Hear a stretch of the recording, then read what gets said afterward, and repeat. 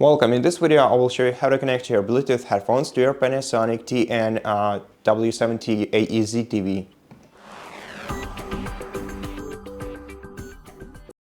First of all, make sure to put your Bluetooth headphones into pairing mode.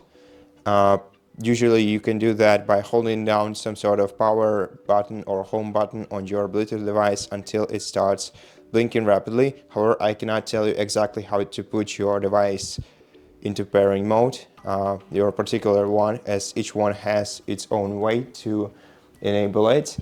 And if you want to learn how to do that, check your device's manual.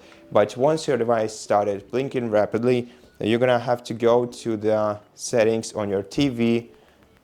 Then in settings, navigate to remotes and accessories at the very bottom of this list.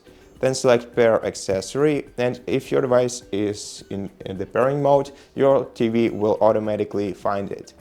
Select your device on the list, then confirm pairing. Once you see this screen, click pair, and now your Bluetooth headphones are paired with your TV.